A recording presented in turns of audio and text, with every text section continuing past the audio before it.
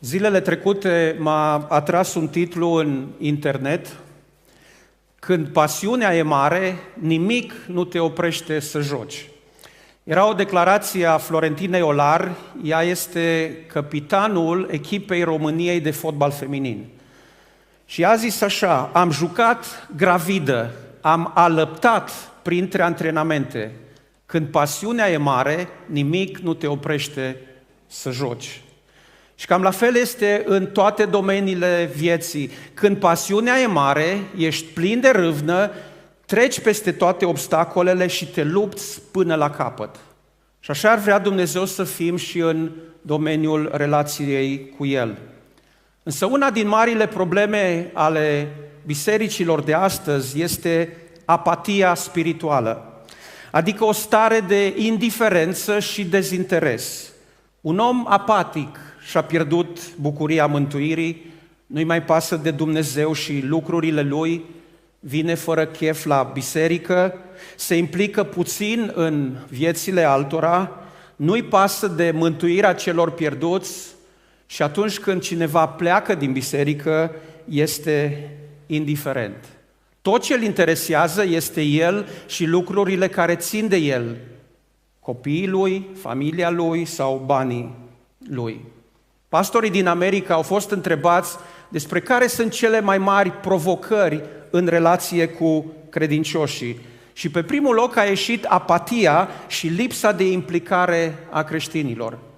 Pe locul al doilea, tensiunile între credincioși atunci când ei se luptă pe aspecte secundare. În tradiția creștină, știți că s-a alcătuit o listă de 7 păcate capitale. Și printre acestea se află și apatia sau indiferența spirituală. La noi s-a tradus prin lene sau trândăvie, dar de fapt cuvântul din latină acedia se referă la mult mai mult de atât. Un om care are acedia nu e doar leneș fizic, ci lui îi lipsește pasiunea pentru Dumnezeu. Noi astăzi ne luptăm împotriva carismaticilor, a prorocilor falși, a calviniștilor sau arminienilor, dar oare nu neglijăm o problemă și mai acută, indiferența spirituală? E bine să avem o doctrină corectă, dar ce facem cu inimile reci și indiferente din biserică? Ce facem cu tinerii care se roagă mai mult pentru echipa favorită decât pentru mântuirea colegilor? Ce facem cu bărbații care cunosc pe de rost toți jucătorii de la Real Madrid, dar n-au timp să memoreze niște versete biblice? Ce facem cu femeile care plâng atunci pentru actorii din telenovele, dar sunt indiferente față de suferința reală a fraților și surorilor? Apatia spirituală este un subiect complex și ar merita altădată analizate mai pe larg cauzele și soluțiile ei. Astăzi ne uităm doar la câteva aspecte. Și vorbim despre Cain și Abel, primii bebeluși care s-au născut pe acest pământ. Au crescut împreună cu Adam și Eva, au ajuns mari și și-au luat fiecare serviciu. Unul era cioban, celălalt plugar. Și într-o zi au decis să se închine lui Dumnezeu. Fiecare a pregătit și a adus o jertfă. Cain a jertfit din roadele pământului, iar Abel din oile întâi născute și din grăsimea lor. Domnul a privit cu plăcere spre Abel și spre jertfa lui, dar fără plăcere spre Cain și spre jertfa lui. Și întrebarea e: de ce a fost mai bună jertfa lui Abel? Și unii spun că motivul este acela că Abel a adus ca jertfă un animal, iar Cain cereale. Și din cauza aceasta Cain ar fi greșit, deoarece doar sângele îi spășește păcatele. E posibil să fie așa, dar aș vrea să vă dau argumente spre o altă înțelegere. În Vechiul Testament puteai să jertfești atât animale cât și mâncare din roadele câmpului. Făceai o turtă sau o pâine din grăunțe, făină, ulei și sare și o puneai pe altar. Nu era o jertfă pentru păcat, ci una de mulțumire la adresa lui Dumnezeu. Ambele jertfe erau valide. Niciunde nu ne spune că jertfele lui Abel și Cain au fost aduse pentru păcat. De fapt, termenul ebraic folosit în aceste versete se referă mai degrabă la jertfa de mulțumire sau de mâncare. Mai mult, Abel era păstor și atunci, cioban, și atunci, în mod normal, el a jertfit animalele pe care le-a crescut. Cain, fiind agricultor, a pus pe altar jertfe din produse de la câmp. Ce a făcut atunci diferența? Sunt două aspecte. În primul rând, atitudinea închinătorului și, în al doilea rând, calitatea jertfei. Dumnezeu s-a uitat și la cele două jertfe, dar și la inima închinătorilor. A privit cu plăcere la Abel și la jertfa lui, iar la Cain și la jertfa lui n-a privit cu plăcere. Așadar, el a evaluat și jertfele și închinătorii. Și Noul Testament clarifică, prin credință a adus Abel o jertfă mai bună decât Cain. Prin ea a căpătat mărturia că este neprihănit. Diferența au făcut-o credința și neprihănirea lui Abel.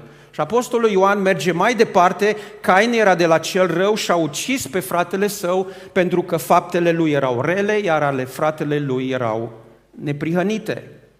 Domnul nu se uită doar la ceea ce jertfim, ci și la atitudinea cu care o facem.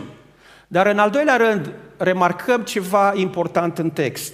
Între cele două jertfe era o diferență de calitate.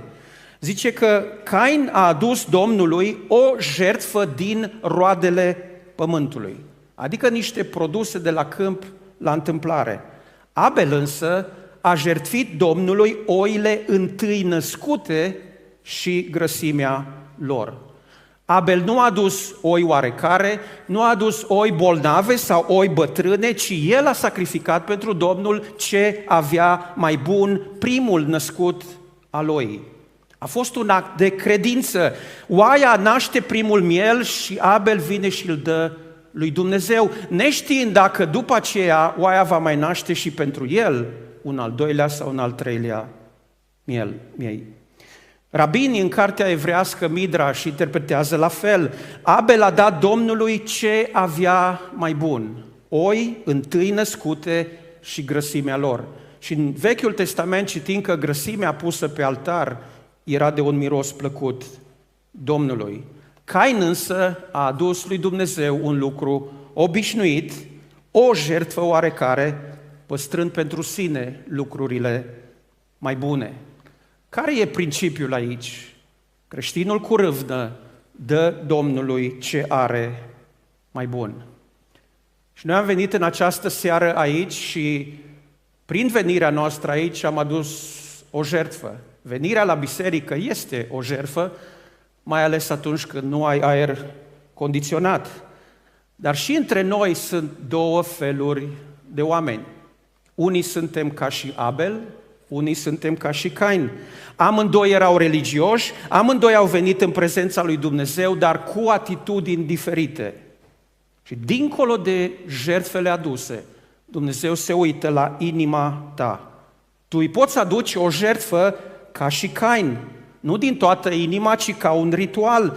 Gândește-te, ești seara la culcare, îți aduci aminte că în ziua respectivă nu te-ai rugat deloc, n-ai citit Biblia și vrei să te pui în pat, dar îți aduci aminte și atunci rapid deschizi Biblia, citești 5 versete, spui rapid un Doamne iartă-mă și te bagi în pat.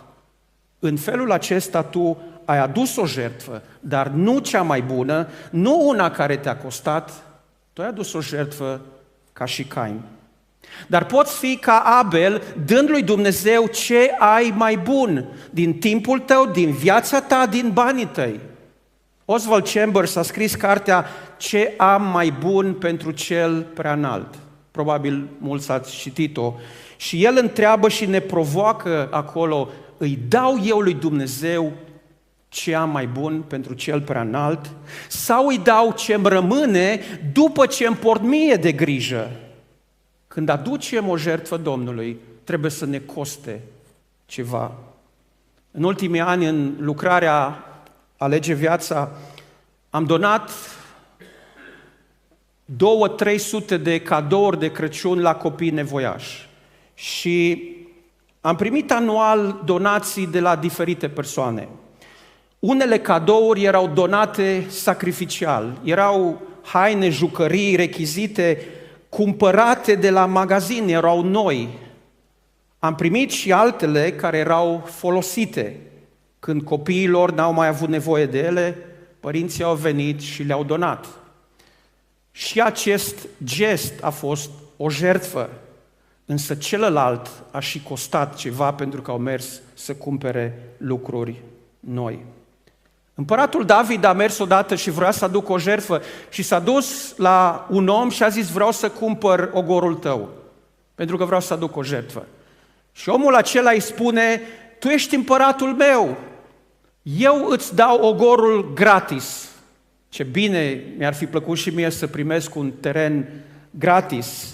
Dar David îi zice: nu vreau așa, îți plătesc ogorul. Dacă tot aduc o jertfă Domnului, vreau să se simtă și în portofelul meu. Puneți la inimă acest verset, e ușor de ținut minte. 2 Samuel 24:24. David declară: nu voi aduce Domnului o jertfă care să nu mă coste nimic. Astăzi tu nu mai aduci jertfe fizice pe altar, dar principiul este același. Nu dau Domnului ceva care nu mă costă nimic. În Evrei 13 sunt menționate 3 tipuri de jertfe care îi plac Domnului. Să aducem totdeauna lui Dumnezeu o jertfă de laudă, adică rodul buzelor care mărturisesc numele Lui. Nu dați uitării binefacerea și dărnicia, căci lui Dumnezeu jertfe ca acestea îi plac. Prima jertfă care îi place Domnului este lauda buzelor tale. Gândește-te puțin în ultima săptămână, de luni până ieri, până sâmbătă. Cât timp l-ai lăudat pe Domnul cu buzele, cu gura ta? 5 minute în total? 5 ore? Cu ce atitudine ai făcut-o? Te-a costat ceva? Adică te-ai trezit mai devreme ca să lauzi pe Domnul? Ai renunțat la o oră de telefon sau televizor ca să-L poți lăuda pe Domnul? A doua jertfă care îi place Domnului, binefacerea. Adică vezi o nevoie și te duci să faci bine altora într-un mod care te costă. Ca să vizitezi un bolnav, cumperi un bilet de autobuz, îi cumperi un cadou și te duci să îl dai. Ca să încurajezi un bătrân, îi dai un telefon, petreci timp, îl asculți. Ca să ajuți vecinul să sape grădina, te costă grăsimea de pe burtă. Binefacerea este a doua jertfă care îi place Domnului. Și a treia este dărnicia și zice acolo că ea nu trebuie dată uitării. Din ziua în care primești banii pe card sau pe cupon, dacă ești pensionar, îți aduci aminte de dărnicia pentru alții. Gândește-te ce jertfe aduci tu Domnului, în general în viața ta. Ce fel de jertfe îi aduci? Sunt jertfe care îi plac lui Dumnezeu, le faci cu o atitudine potrivită, din inimă, cu spirit de sacrificiu. Calitatea jertfelor tale poate fi un indiciu legat de cât de mare este râvna ta pentru Dumnezeu. De curând vroiam să organizăm la noi acasă o petrecere pentru o profesoară, e voluntară în lucrarea pe care noi o facem.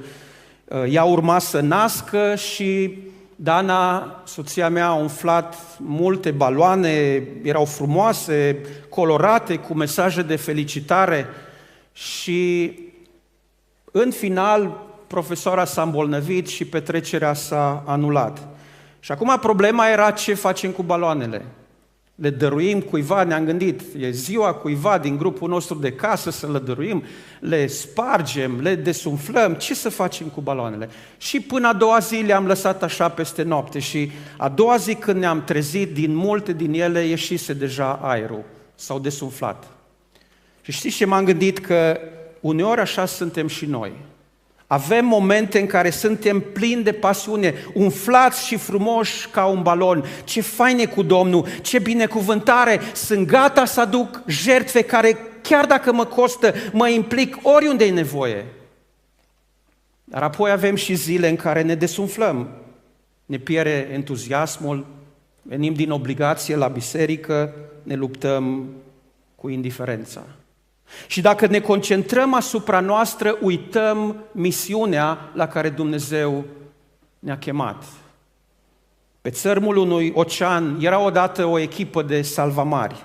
Zona era periculoasă și acolo eșuau o mulțime de vapoare. Clădirea în care lucrau salvamarii era una dărăpânată. Aveau o singură barcă, dar totuși ei erau dedicați și supravegheau marea. Cu spirit de sacrificiu ieșeau în fiecare zi în larg căutând pe cei pierduți. După un timp, salvamarii au devenit nemulțumiți de dotările lor. Din donațiile primite de la oamenii salvați, au cumpărat bărci noi, au înlocuit paturile vechi cu altele mai bune, au renovat clădirea și au cumpărat mobilă nouă. Din acel moment, stația de salvare a devenit un fel de club. Tot mai puțini salvamari erau interesați să iasă pe ocean.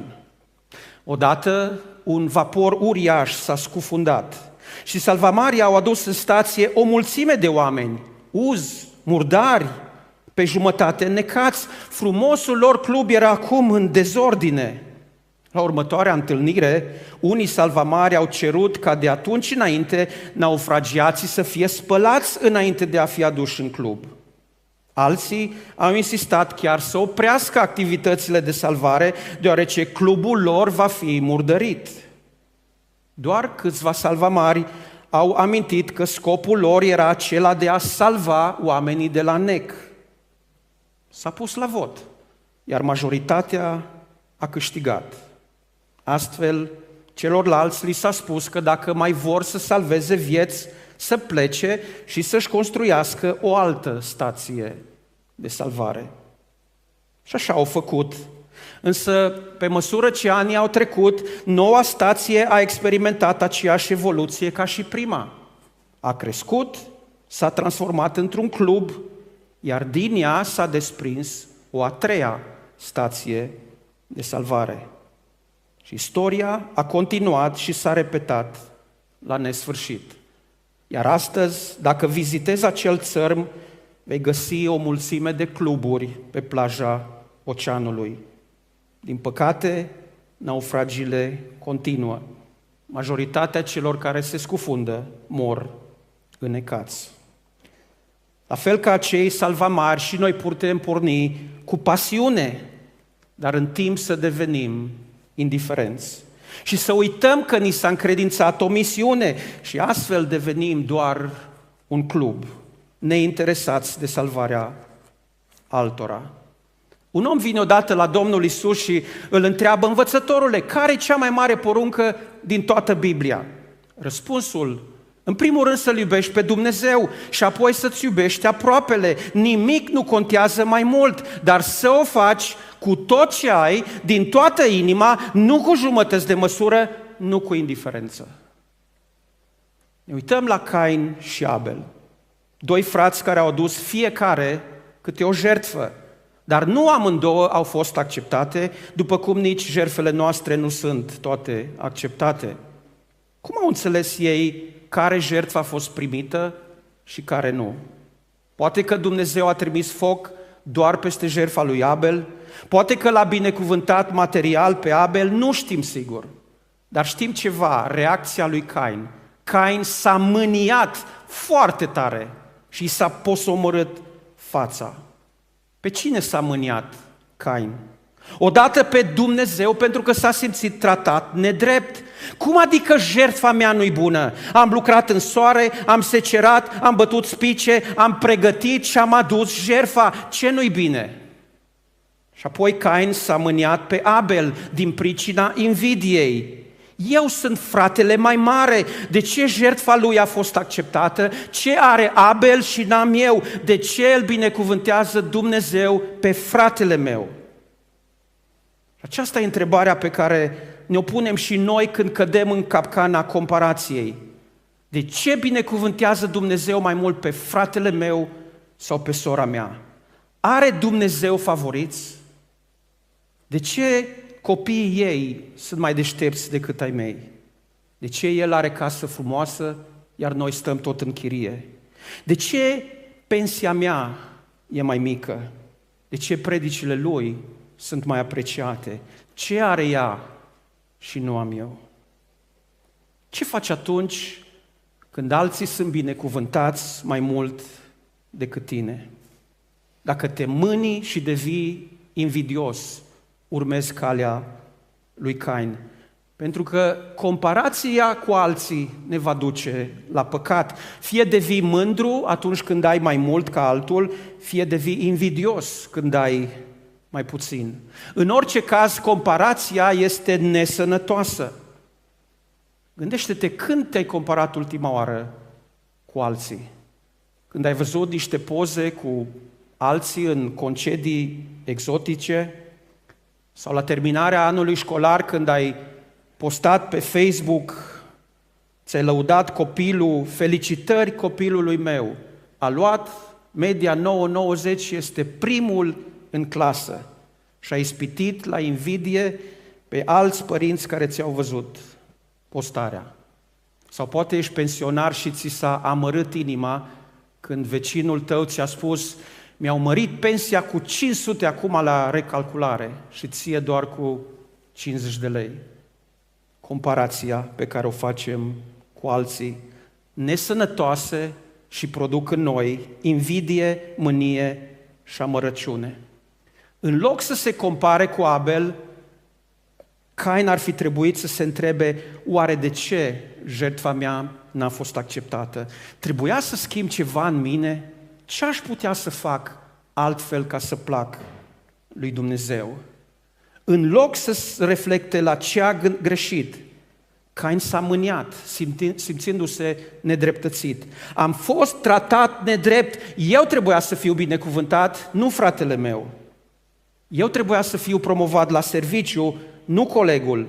Eu ar trebui să am pensie specială, nu parlamentarii. Eu meritam moștenirea părinților, dar au dat mai mult fratelui meu. Copilul meu trebuia să joace rolul acela în sceneta despre Iosif la Crăciun. Și rămâi fixat pe nedreptatea care ți s-a făcut și inima ta își pierde sensibilitatea și se împietrește. Și nu mai răspunzi vocii lui Dumnezeu. Ce a făcut Domnul? Dumnezeu știa ce simte Cain, știa că e supărat și n-a vrut să-l lase în acea stare. De aceea se apropie de el și îl întreabă: auzi, Cain, de ce ești mânios? Și îl invită să privească în el însuși ca să înțeleagă motivul supărării. Poate chiar să întrebe: Doamne, ce am greșit? Și Domnul continuă: eu nu sunt nedrept, Cain, dacă faci bine, te voi accepta.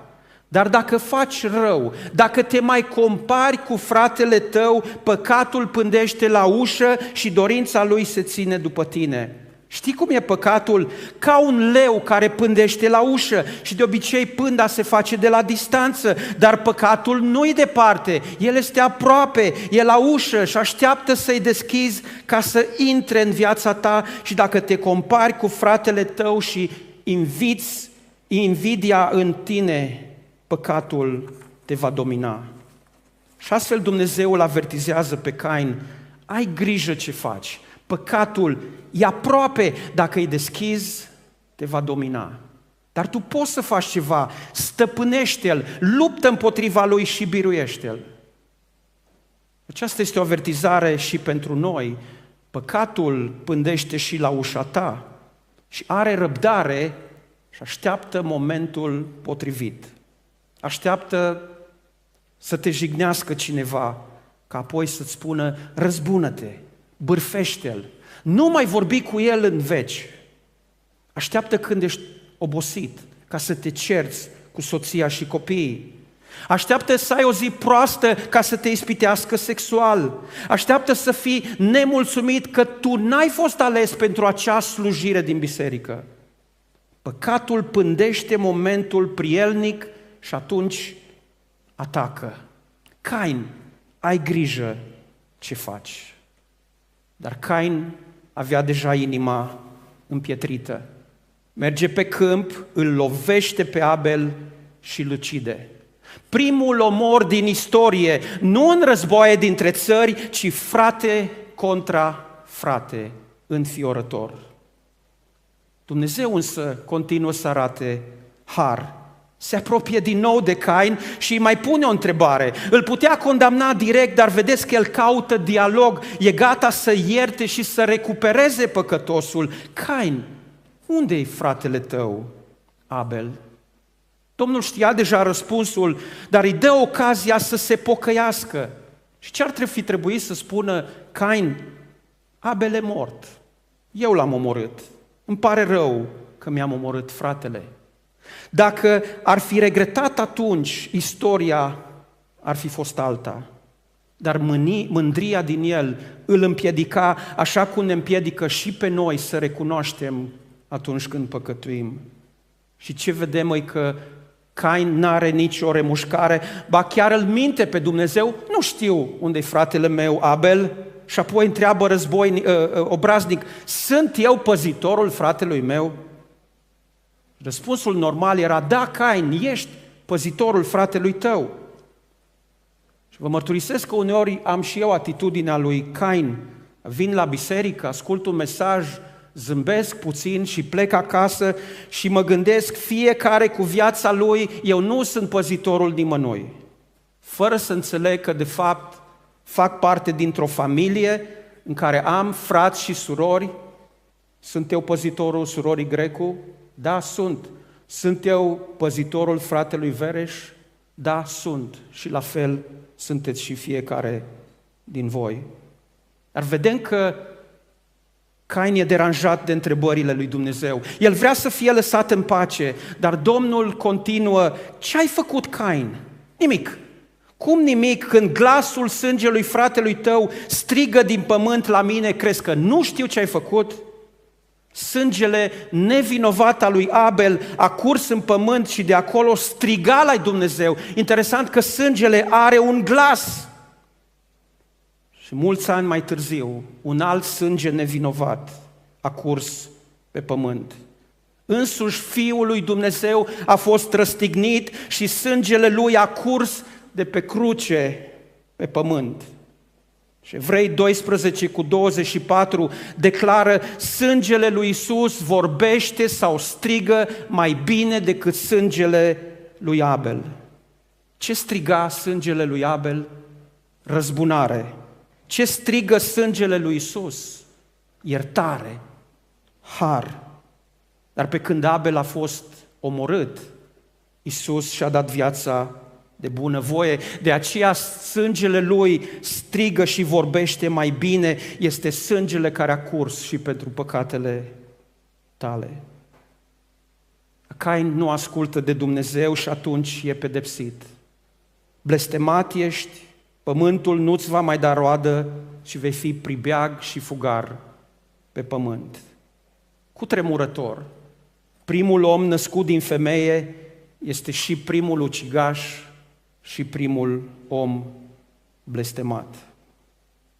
Vreau să închei cu 3 aplicații. Prima, Dumnezeu se bucură de jertfa noastră, dar se uită și la inima cu care jertfim.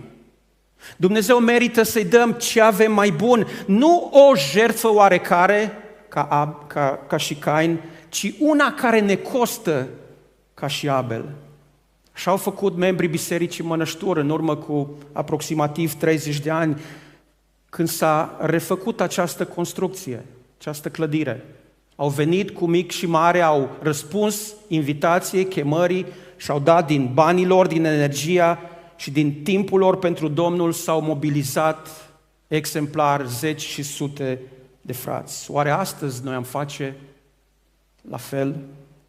Așa a făcut Maica Tereza, care n-a vrut să aduc Domnului o jertfă oarecare, ci una care costă. Și și-a părăsit țara, a plecat în India și a slujit la copii leproși și murdari. Așa a făcut Ghiță Ignat, zis Ursul Carpatin, care a îndrăznit să meargă la emisiunea Șef la cuțite și a purtat un tricou pe care scrie: pot totul în Hristos, care mă întărește. Și a mărturisit public cum a ajuns la închisoare, cum prietenii l-au părăsit, dar și cum a găsit un prieten mai bun pe Iisus Hristos, care i-a și salvat căsătoria, deși avea introduse acte de divorț.